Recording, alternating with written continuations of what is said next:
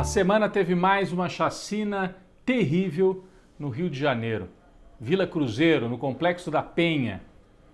De início se falou que seriam 22 mortos, depois o número subiu para 26.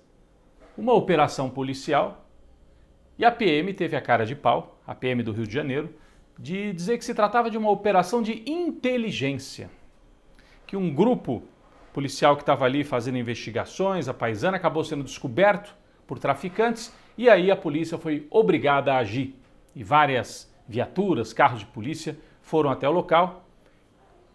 E aí 22 mortos. A gente compreende que a polícia, se os traficantes estão armados e reagem, a polícia também precisa atirar. Isso é compreensível. Agora, quando morrem 22 ou 26 pessoas, como depois se confirmou, aí é uma operação de extermínio. O nome correto é chacina. E um discurso cínico que veio logo depois desta execução em série. O discurso do chefe da Polícia Militar do Rio de Janeiro, o coronel Luiz Henrique Marinho Pires é o nome da figura. Ele disse que a culpa era do Supremo Tribunal Federal. Vocês se lembram que durante a pandemia o Supremo aprovou uma regra, aliás muito justa, de que dada a situação de emergência sanitária, a polícia não deveria subir nos morros, que as pessoas já estavam amontoadas, tentando sobreviver, sem trabalho, ameaçadas pela pandemia, então só poderia subir com autorização do Ministério Público, com uma boa justificativa. E agora, o que acontece? Como o bolsonarismo está em guerra com o STF, o coronel, que é da Polícia Estadual, mas que é de um governo bolsonarista, disse, a culpa é do STF, porque o que acontece? Fizeram essa regra aí, agora bandido de tudo que é lugar do Brasil veio aqui para o Rio de Janeiro. Como se antes o Rio de Janeiro fosse tranquilo, não tivesse bandido, não tivesse tráfico de droga. E como se os bandidos estivessem nos morros, apenas. Bom, até o Queiroz, que é um chefe da bandidagem bolsonarista, chefe da rachadinha, ficou preso, lembram? Estava lá em Atibaia, escondido. O Queiroz apareceu para comemorar as mortes e disse também cinicamente, é menos voto para a esquerda em outubro. Ou seja, usaram a chacina com fins eleitorais. É uma chacina eleitoral que tem discurso contra o STF e que tem aí uma cilada, porque veja, eles estavam torcendo para o Marcelo Freixo, que é o candidato lá a governador da oposição, aparecer e criticar a ação policial. Para quê? Porque daí iam dizer, defensor de bandido, está defendendo o bandido, não está do lado da polícia. É evidente que a gente sabe que o fato do sujeito ser bandido não autoriza a polícia a matar ninguém. A polícia prende, o juiz julga. É óbvio, a polícia não pode ter esse poder. Ah, mas ela mata bandido. Não, mas aí o dia que ela pegar o seu filho na rua, ou você, porque está fora de controle, aí eu quero ver. Então foi uma cilada eleitoral. A chacina se transformou numa cilada eleitoral. Mas o que chamou a atenção também? A presença de viaturas da PRF, Polícia Rodoviária Federal. E essa comunidade onde houve a operação não fica na beira da estrada. Polícia Rodoviária Federal, ligada também ao Ministério da Justiça de Bolsonaro. E não é a primeira vez, hein? É a terceira vez no governo Bolsonaro que a Polícia Rodoviária Federal se envolve em chacinas. Teve uma importante, grave em Minas Gerais, no sul de Minas também. E outra no Rio de Janeiro. O que estava fazendo a Polícia Rodoviária Federal no meio da cidade? Por que foi? É um braço miliciano? São perguntas que a gente faz. É uma pena, né? Porque a Polícia Rodoviária Federal no passado tinha a fama de trabalhar de maneira mais correta. Bom, ficou montado então um cenário para um discurso de extrema-direita. Morreram sim, mas eram todos bandidos. Quem defender, está defendendo o bandido.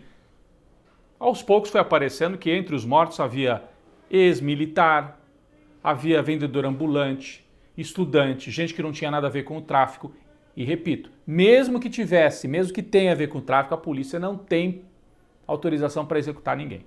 A não ser em ação armada, em revide. Agora, 22, aí é execução. E morreram vários que não tinham nada a ver com o tráfico. Aí, no dia seguinte, pior ainda. uma execução à luz do dia em Sergipe. A Polícia Rodoviária Federal deteve um rapaz, um homem de 38 anos, que estava andando de moto sem capacete.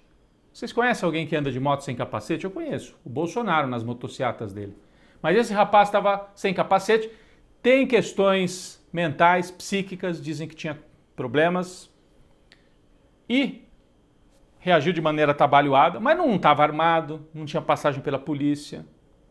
O que fizeram os agentes da Polícia Rodoviária Federal? Colocaram o sujeito no camburão, fecharam a porta, a gente tem as imagens horríveis, terríveis, e encheram de gás. Mataram asfixiado, transformaram o carro da polícia numa câmara de gás. Quem é que fazia isso? Os nazistas faziam isso. Na Alemanha, exatamente contra deficientes físicos, deficientes mentais. E depois contra os judeus e outros em larga escala. A população da pequena cidade de Umbaúba se rebelou, armando barricadas, fazendo protestos. Vejam só as imagens.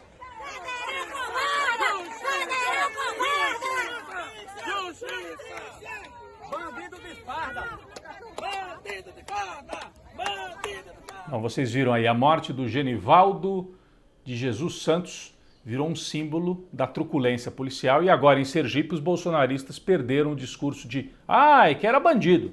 Não, era um cidadão que estava passando sem capacete. A polícia está fora de controle porque tem um sujeito no poder que diz que pode matar.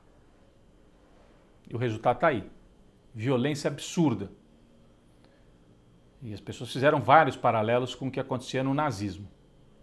O Bolsonaro está fazendo um discurso cada vez mais enlouquecido, até porque está pressionado por mais uma pesquisa, desta vez o Datafolha, que é o instituto mais tradicional de pesquisas eleitorais, que mostrou esta semana Lula subindo.